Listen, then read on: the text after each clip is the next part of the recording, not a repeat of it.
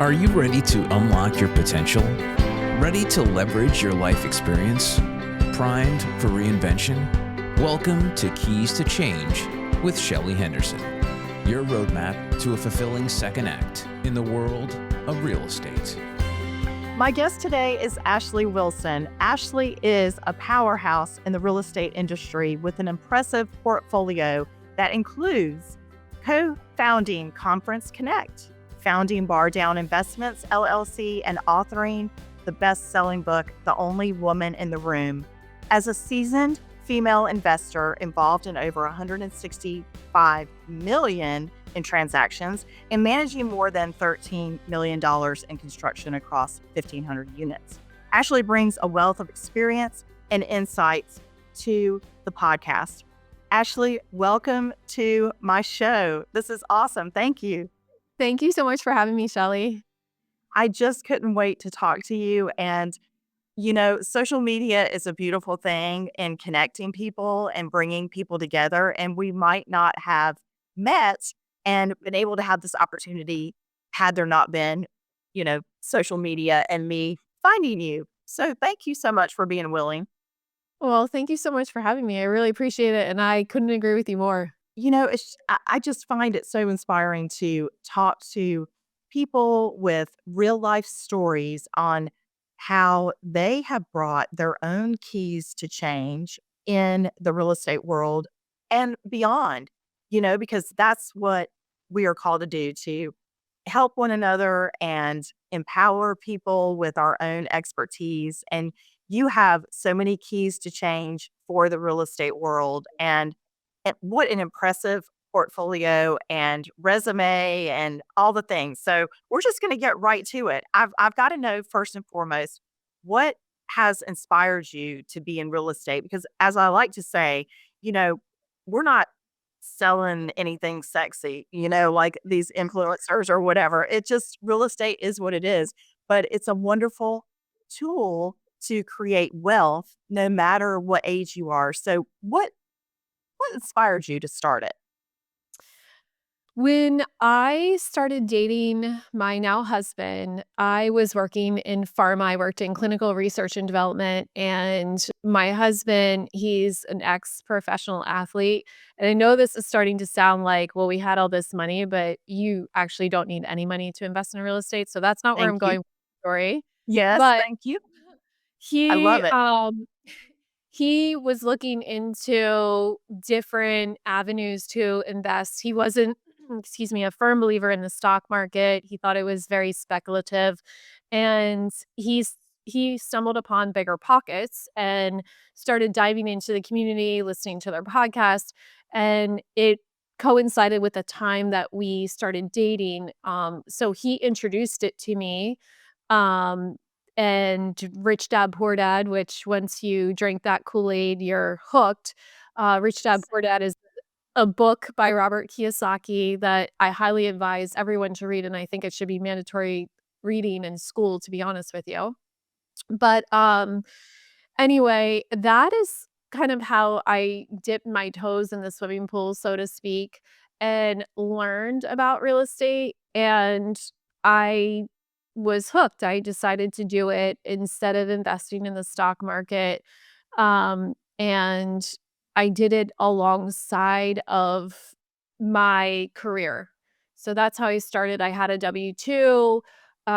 We bought a house. We house hacked, which essentially means that you live in one space and then rent out other spaces in that same either individual unit, or you can, let's say, for example, if you owned a fourplex, you could live in one unit and rent out the other 3 units.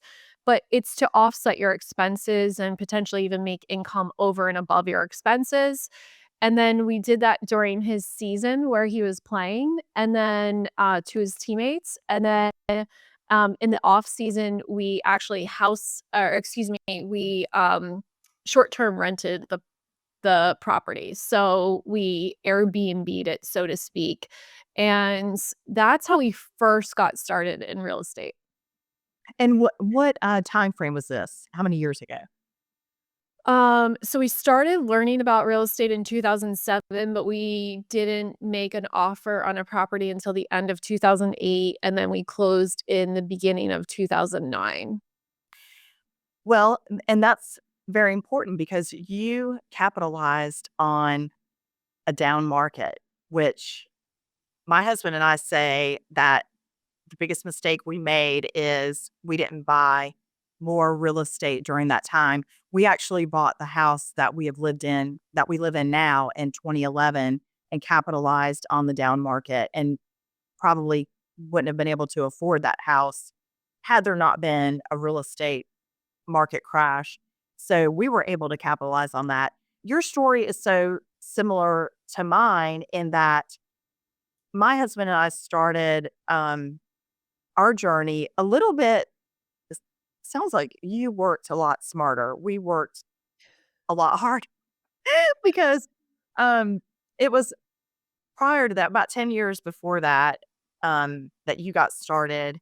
We started as investors, so to speak. My husband had his real estate license as a hobby, trying to find my right words. And he was buying kind of, not so desirable properties in the Charlotte area and bought a few of those. And then um, bought a house that after we got married, we actually moved into and renovated that. Um, and joke that now we can't afford to move back because the area has just taken off. So, the moral of that story is you don't buy the best house on the street or the best house in the area because it appreciates. But with that said, it sounds so easy. People say, oh, it's so easy and I don't have enough time. I don't have enough resources. And you, right out the get go, said, you know, something so important. And you don't have to have a lot of money to buy real estate. You don't. And how many people have said to you, I know they said to me, well, I don't have enough money. Yes, you do. I'm at a season in my life where I have friends or people that I know who have children that are coming out of college and they have jobs. And they say, well, my child will never be able to buy a house. It's so not true. I have a 29-year-old son that has purchased his second home and he's renting out his first one and now he's bought a second home. He doesn't make a ton of money. I know that because he works for us and we don't we didn't help him buy either house. So I know that it can be done, but there has to be a little bit of the want to and the willpower, so to speak. And it sounds like you and your husband were willing to put in the hard work and sacrifice what needed to be done. So is there anything that you feel like you missed out or you gave up to start this investment career? Oh yeah, there's a ton. Before I answer that, I would just like to piggyback on what you're saying with respect to not having enough money. It's not even having enough money. You actually don't need any money to buy real estate. You can what's called seller finance an asset and then make on the arbitrage, which is essentially, let's say, for example, you purchase a house and the seller is offering 5% interest on the note. They're acting as the bank, so to speak. You could potentially be making more in renting out that asset to cover the mortgage that it's never any money out of pocket.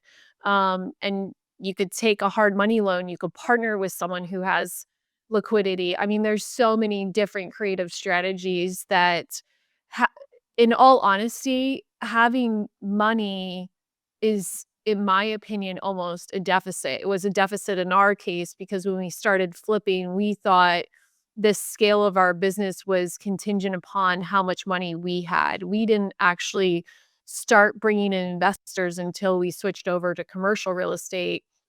So that was actually a deficit for us. And it's not saying that we had all this money when we were flipping houses. It was just we only scaled to the money we were willing to put in. We didn't bring in other investors. We didn't do seller financing, and that was definitely a mistake, in my opinion. And it also didn't unlock a skill set in terms of how to raise money from private investors and figure out these different creative strategies until a decade into my real estate investing career, which is never a good thing to not understand all the different levers you can pull to be advantageous in this business. So, um, I would just say to your audience, there when there's a will, there's a way, right? And to Yes. your point on like a sacrifice you have to give, um, we were around a very spending lifestyle in terms of we were around a lot of folks, my husband's teammates who are making, great sign-on bonuses and great money, and they were spending it all. And what's interesting is a friend of mine, her husband was on the NHLPA, so the union essentially for the players. And she had told me at the time that the league had identified that 74%, if I remember correctly, of uh, ex NHL players got divorced due to finances, change in finance. And that's not even counting separation. That's just divorce, actual Right. divorce. So, my husband and I knew at a very early time in our relationship that we didn't want that to happen. And we made a conscious decision that we wanted to build up our real estate portfolio so that my husband, when he wanted to retire, it was on his terms. It wasn't because he didn't get an offer. It wasn't because he was injured. It was because he actually wanted to retire. He was ready to retire. And that's actually one of the things I'm most proud of that we accomplished in our life is my husband, when he retired, he had, I don't even remember, I think it was like 6 or 7 different job offers that year to continue playing, but he didn't want to do it anymore. And we had built up a real estate portfolio that replaced his income. And I'm very proud of that. I'm proud of the fact that we were able to accomplish that, but we had to sacrifice a lot of things. We are around a lot of people, and you might say, "Oh, like, I'm sure the naysayers are like, oh, boo-hoo, like, these people are buying luxury cars. She's not buying luxury cars." It's very hard to be around an audience, whether it's luxury car or it's, a used, no-name brand car, whatever. It's very hard to be around any group of people where you are not doing what everyone else in that group is doing, whether it's going out to meals all the time, whether it's traveling, whether your kids are in private school or not, whether your kids do different sports activities or not. It is hard Mm. to be an outsider no matter what. So for us, when we were, only going, to travel one time a year because we spent time, both of our families are living in two different countries. So we have to go back and forth, and that costs money too. I mean, there's a lot of different things that you have to sacrifice along the way to be able to use your own money to invest, or I still have to manage a lot of these things, and that takes time. So when we lived in Europe, it wasn't like a lot of the wives and girlfriends traveled all throughout Europe. I kind of regret that I didn't do that, but at the same time, if I had done that, our businesses wouldn't be where they are today. I stay home and worked. So it's a different trade-off. And it's not, better or worse. It's a decision we decided to make. And but that's my ultimate goal was whenever our kids needed us, whether it's a school play, whether it's volunteering for the kids' classroom, whether it's they're sick and they just need a a parent to cuddle with all day. I didn't want to have to say, "I can't do it today because I have this big blah blah blah." At Right. any point in my schedule, I can cancel everything to be there for my family, and that is the number one reason that my husband and I have made all these sacrifices. And you, so you I feel like we can just end the podcast right now. And you just, I mean, you said it so beautifully. And I have been saying this for a very long time. And I literally have people look at me like, what are you talking about? There's no way my son can buy a house, or there's no way, when are they going to get ahead?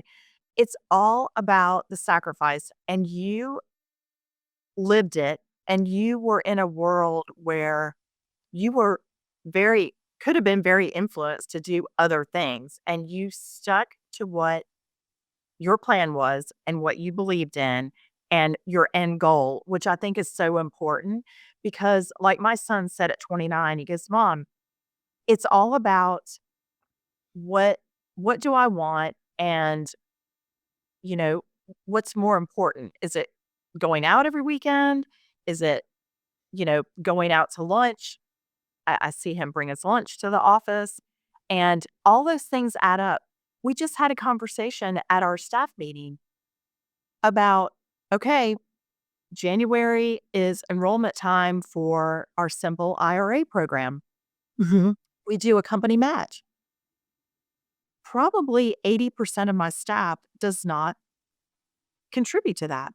Why? Like, Yeah. why? And that's what we told them today. Why don't you do that? You are leaving money on the table.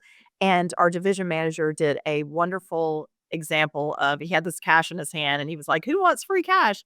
And everybody raised their hand. He goes, "Okay, too bad you're not going to get it. Here's why, because you haven't done this." And just like with real estate, and you also said something very important, the stock market is going to, speaking of stock market, it's going to ebb and flow. It's going to go up and down. It might crash for a little bit. It's going to build back up. Real estate, from my experience in North Carolina and the Charlotte area, is that we've seen a steady increase in our investments of about 10% per year. And um, Incredible. yeah, it's an incredible return for your money. Are people willing to be patient enough to wait? Because now, after investing for 20, 25 years, we are seeing the return on our investment. We have rental properties that are now paid off. We have a steady stream of income coming in. And that's that is a wonderful thing. I bought my first house before we got married, and I bought it for $55,000. It was just shy of 1,000 square feet. And of course, it's paid off now.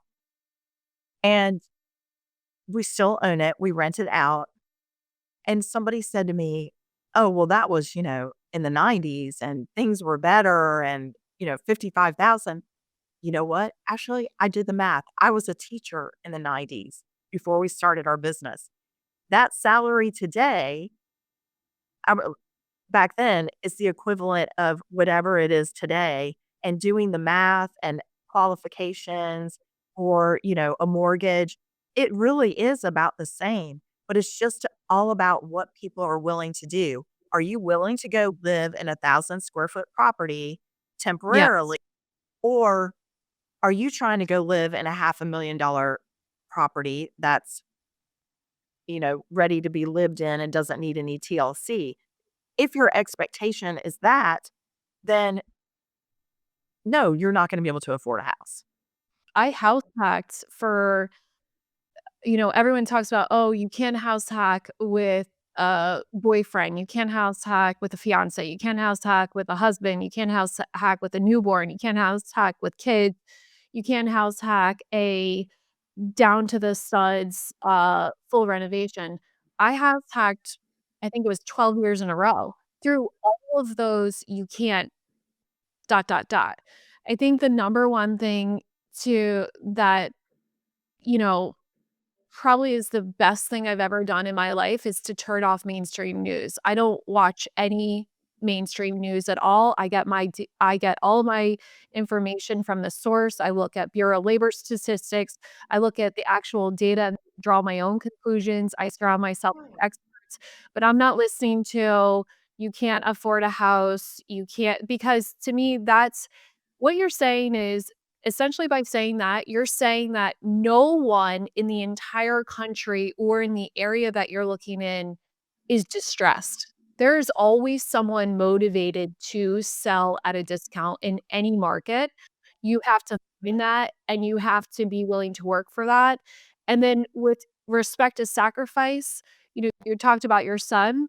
When I started dating my husband, I was $38,000 in debt. 8,000 came from credit cards, 30,000 from student loans, and I did not have very good financial literacy. My husband taught me all of that. So, for example, one thing I didn't understand is I was paying off my lowest balance as opposed to my highest interest rate first and making minimum payments on everything else. He taught me that. So, I created a tracker, and every single week, I made extra payments on anything that had the highest balance. I targeted the highest balance first, then once I had that paid off, I went to the next highest balance, and I paid off all the minimums. He also taught me that even though I don't believe in the stock market, to do exactly what you just said, which is if your company matches, you just pay into the company match. If you don't, 'cause it's free money.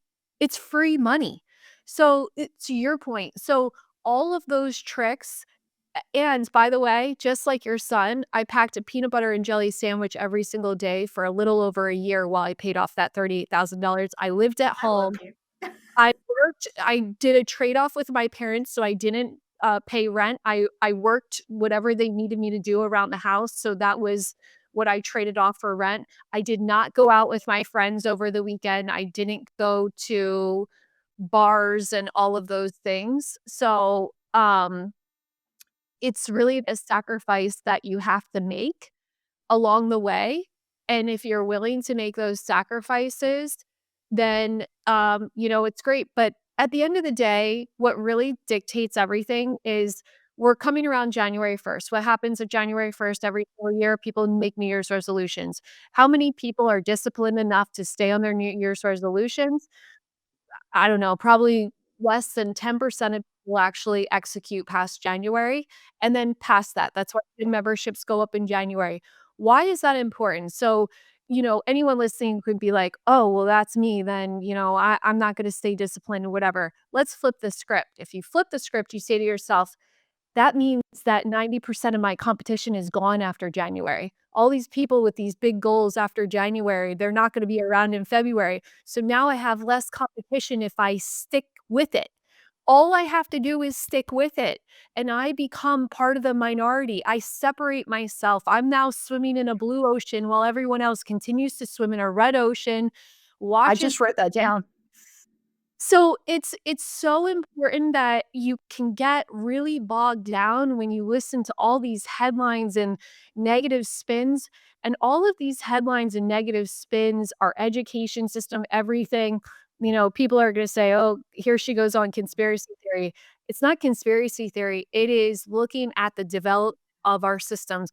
We need workers. We need people who do W-2 work. We need all of that. If we Yeah. create a society and we constantly promote entrepreneurs and trying new things and doing all these things, first of all, there's certain types of people who just don't fit the mold, who will never fall into that category. But even the people who do fit into the entrepreneurial category, we still as a society try to get them and fit them in this box as just saying, don't quit anything, don't try to be a business owner, don't create a business, don't buy a business. And frankly, that just keeps everyone working. And when you look at the whole system, then there's no way to retire unless you do something differently. And this is just a mathematical equation. You know what I mean? Like, Right. It is, and you and I are both so passionate about it because, number 1, we, um, confirmed that you don't even need any money to start in real estate, and number 2, you just have to be disciplined, and those 2 things could create success for wealth and generational wealth. What better legacy to leave to your children than a place to live or an investment that provides housing for somebody else? And you also said something very important that your now husband taught you about the financial piece of it. What would you say to those that don't have somebody in their life who is knowledgeable about finances and or real estate? What could they do besides follow you and I for inspiration? But what could they do to start that path of, okay, in the new year, I'm just going to make it happen and I'm going to become a first time home buyer, or I'm going to make it my goal to start saving for, a potential investment property. What would you say to them? You're not gonna like the answer, but it's you gotta change your circle. One of the hardest things I've had to do was leave Love friends behind, and, I like them. I think they're great people. Um, we're not aligned in what we want out of life, and that's okay. And what's interesting is so many people are so comfortable with the status quo, and they're comfortable with their friends, and they're comfortable drinking on the weekends and just going through the regular routine. And then everyone loves an underdog and cheers for an underdog. And once someone's highly successful, they start to, knock someone down. So you may have someone in your sphere where you're looking at, oh, they're going on all these vacations, or oh, they're traveling these different conferences. I Mhm. wonder if that's the real story or whatever. And you start to talk, self talk, and your self-talk is more a reflection of your insecurities than what is actually happening with that person, but you should Right. get around that person. You should get around what they are doing, go to conferences, join these free online communities, change your sphere. What you will realize is the friendships that you then almost like it fills in new slots, it opens up bandwidth for new friendships to take effect, those friends, you'll have a deeper friendship than you ever knew was possible. It's kinda like when you're in high school and you have your first love and you think this is the end all be all, and then you go through other people that you date, and then later you find truly the love of your life, and you kinda look back and say, "Oh, I could see why I really enjoyed those relationships, but I didn't know I could love someone this much." Or when you have kids, like, "I didn't know I could love to this level." It's the same thing. It's the same epiphany that happens. It's the same realization in the sense that it's like, I can't believe I can be so aligned with a person. I can't believe that they cheerlead for me. I can't believe that I feel comfortable telling them mm, like how, awful something's going on in my business and I really need help and they're willing to stop everything and help me. I can't believe they send me cookies on a random Tuesday. Like there's a level that gets unlocked because you are so aligned and you want so much for that person to be successful and have their dreams come true that the friendships I thought growing up were, and they were to one level, but not it's not the same. When I just think there's a difference between having a group of entrepreneurial friends, and having friends who don't aspire for, um generational wealth or not having financial stress in your life and constraints. There's a different way of thinking. I always say that when you partner, you should never partner with someone who is not in a similar financial position than you are, because when you go to make decisions, you make decisions differently, whether or I not agree. that decision is going to affect whether you have food on the table, right? So, like I always say, I never say anything negative about someone who steals. Now, I don't think it's right, but I'm not gonna knock them because, if they're stealing for their child to have food, if I was in their position, I'd probably do the exact same thing, to be honest with you. But at the same time, when you're partners with someone, you want to be in the same financial position so that it already takes away that potential cause for conflicts. The same is true for friendships, in my opinion. So I would say, going back to your question, If you want to dramatically start to change things, you got to get in the room. You got to be on those. I mean, the greatest thing about technology is now you can attend a conference or an online event any time of day, any day of the week. That's what COVID did. It was an accelerator for technology and online events. So leverage that, leverage people's experience and, lead with values so you can foster those friendships. Right, right, and learn from them. And you, um, you also wrote a book, The Only Woman in the Room, and I love the title, and it just came out a few years ago. Did you did you feel so passionately like I did about certain things in my life that you just wanted to get it down on paper and say these things that you're telling me right now and put that in the book? How did that all come to fruition? So I have kinda always been the only woman in the room, and I've never realized that. So growing up, I played more individual sports, my brother played team sports, so we were always around his guy friends, and then I went to an all-boys high school, I played on an all-boys ice hockey team, I went to college and I lived with 13 other boys, and I never really realized it, to be honest with you, it really never it never dawned on me. My mom worked in an auto body shop, so there was 2 other women in the entire company, and then there was 30 plus men that worked there, so it just felt comfortable. It's always felt comfortable for me to be in a room of men than women. I honestly feel more uncomfortable around women than men. I've said the same thing. Yes. Uh-huh. It's very different. I went to a conference with my husband and the founders of the real estate investor community, Andressa Gadelli and Liz Faircloth, were in attendance, and they asked all women at the event to have lunch together. So they put together just 2 tables out of 450 people in attendance, and 16 of us sat at this table. And while everyone was talking and getting to know each other, I looked around the room and it was like a light bulb went off. I was like, what is going on here? How are there so many men in this room and there are no women? I never realized that real estate was such a men's game. And I went home that night, and in the car ride home, I said to my husband, I'm going to write a book.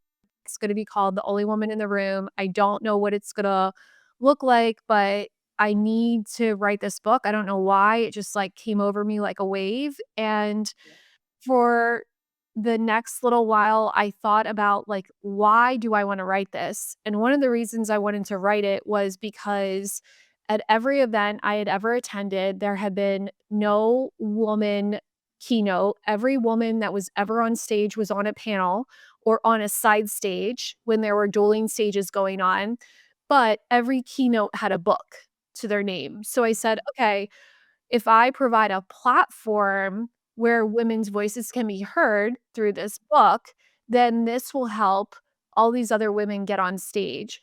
So over the next year, I didn't tell women I was doing this, but I secretively interviewed 19 other women and I asked them their story, and I wanted to make sure they weren't motivated by a book to be transparent with me. I wanted to see if they were naturally giving with information because I knew that they would start to get a following, and if they weren't willing to share the secret sauce, it would work against us as women. So it was really important to me that all these women be really giving with their information. I identified 19 women and I asked them to co-author the book. And they all willingly agreed. And also wanted to make sure that any person who picked up the book could relate to at least one person. So the irony of the book is I think there's 2 mentions throughout the entire book of being the only woman, but everything else is just about their story, how they run their business, and the other ironic part about the book is the most amount of compliments I receive on the book and the most, profound compliments about the book are from men.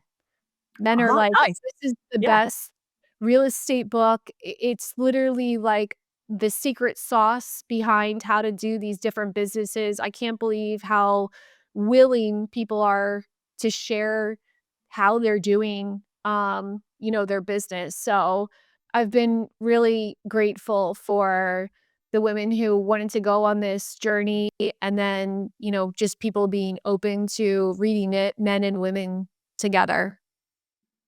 That's amazing because I have found also that people that are successful and that have worked their way to the top, they usually are very open and willing to share their story because we all have one. And, you can be a leader from wherever you are. You don't necessarily have to be at the top. You can be in the middle, working your way up. And, when you surround yourself with great people that want to share and are willing to learn from their mistakes and admit their mistakes and tell you how to do it better, what what better recipe is that for success? And I'm so glad that you found so many that were willing. That's awesome. I can't wait to read it. Can't wait to read Oh, it. Um, Tell me how you have all of these things going on in real estate and you've incorporated some great businesses and you have a family, and how do you keep it all together? um, this is actually, I think something that, I've kind of struggled to figure out, like, the best answer. I know what the answer is, but I didn't know how to articulate it. But earlier this week, I saw a quote, and I think it captures it perfectly, which is something to the effect of, "Your skills make you your first 100, your system makes you your first 100,000, your teams make you your first million." And it's the teams, it's the people, and, one thing that I think that people who are very successful, they have a couple things in common, most notably consistency, which we've already covered Mm. by staying disciplined, right? And then the second component is they're surrounded by great people. Right. And when you get really good people, so you have to focus on hiring really well and constantly tweaking your hiring. I think I've gotten really, really good at hiring. Wonder Um, my system of hiring now only takes me about 15 minutes. I know that seems crazy, but, I can really figure it out by just looking at a few key metrics and then how people answer certain questions that, that really kind of has catapulted all of these businesses. Mhm. So, I agree to that. The people. The people people make are the product. different. Yep. And for a parent that might be listening or watching, and your children are young, so what are you doing now and what will you do in the future that you will instill the leadership qualities, the financial piece of it to your children that they too will grow up and know the value of dollar and um can benefit from the success that you've already created. So what are you instilling to them? Um For financial literacy, we constantly talk about financial literacy. We have a money book that I read a page to them every single day. I also constantly test them. So, for example, they'll say, "Oh, mom, can I have a piece of candy?" And I'll say, "Well, you can have a piece of candy now, or you can invest that piece of candy and you can't have it today. But if you don't have it today, then you can have a piece of candy for the next 3 days." So, I'm trying to, like, instill this, delayed gratification, Yes. Yes, because we that's have great. such a need for, constant gratification, instant gratification, not constant, instant gratification. Yeah. So, trying to instill just different ways. I mean, there's ways that you can do financial literacy without it being, like, a lecture and boring, just trying to Yeah. make it creative. What's interesting is last week, my oldest daughter and I were home together while my husband and my youngest daughter were out. And my oldest daughter went downstairs, grabbed cash flow, whatever, the rat race game or whatever from Robert Kiyosaki and brought it upstairs and said, "Hey, can we play this game?" She has all these different games. I was shocked that she picked that game. We played it one time when she was a little bit younger, and I don't think she got the concept of it, but she loved it this time. And I think it's from all those little nuances that we just do. So I think you have to meet your child where they're at developmentally when it comes to financial literacy and grow with them. You don't wait till they're older and just throw it at them. It's almost like waiting till they're older to teach about nutrition or waiting till they're older to Right. teach about any aspect of life. I mean, there are elements you can teach along the way at any age, so that's really important. I also think if you're, in a situation where you have a spouse, and aren't a single parent, hats off to single parents, first of all. Like, I don't know how you do it, but, Right. if you are in a situation where you have a spouse, I think being on the same page with a spouse is hands down the most important thing. Like, starting at ground zero, you have to be on the same page with your spouse. If you're financially responsible and your spouse is spend, spend, spend, this is never gonna work. I'm just gonna fast forward this play and tell you what the outcome is. It's not gonna work. So, you really need to be on the same page.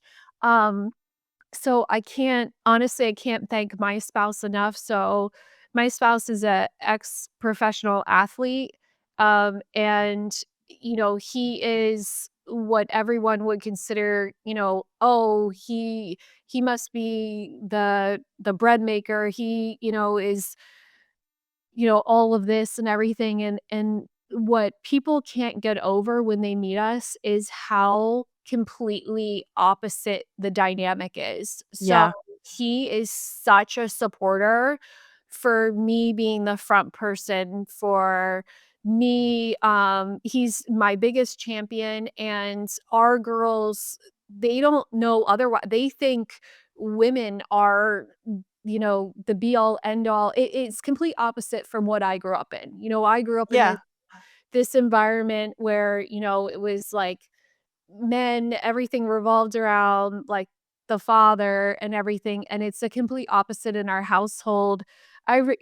It's just because I remembered this story the other day that I'll share this.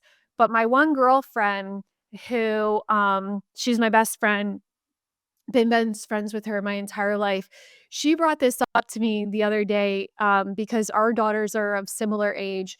And when my daughters were 4 and 2, and her daughter was 3, um, we went out for the day to an event. And I said, "Oh, yeah, Kyle will watch your daughter." And she was like, "What?"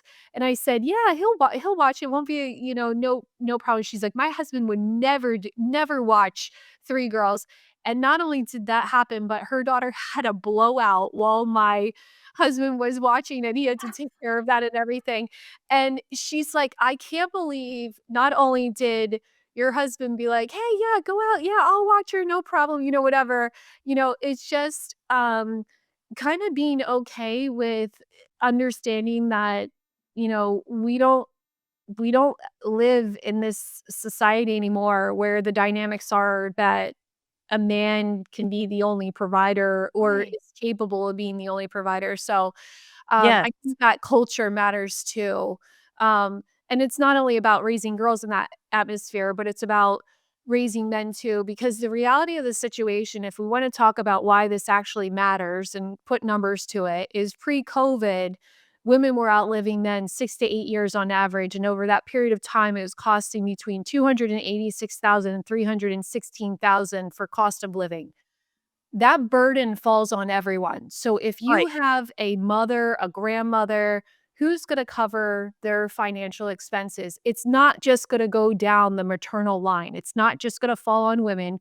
It's going to fall on men too. So we all need to be proponents for equal pay and equal opportunity and equal support to get people opportunities, financial literacy, so we're not struggling, nor is a burden put on anyone because everyone will have had the financial knowledge and the exposure to put themselves in situations to lead fruitful lives.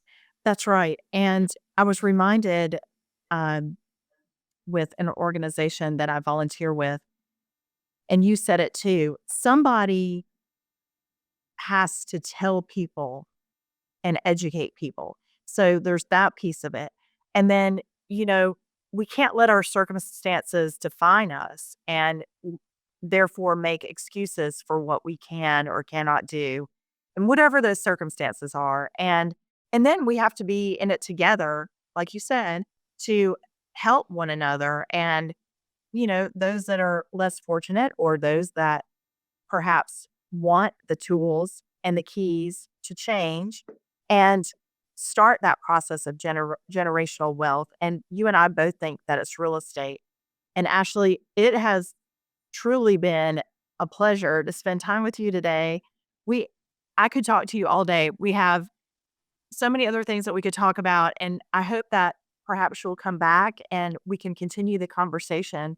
And you definitely have given us keys to change today. And I hope that when people will watch or listen, that they, in particular women, will be more inspired to take that leap and invest in real estate and start small. Might be a first time home owner that you and I can inspire to purchase that home and then want to do it again. So thank you so much. And I wish the best for you and your family. Likewise, thank you so much for having me. Thank you. This has been Keys to Change with Shelly Henderson. Remember, it's never too late to unlock your real estate potential. To discover more inspiring stories and invaluable resources, visit us at shellylhenderson.com. Your journey to a thriving real estate investment starts here.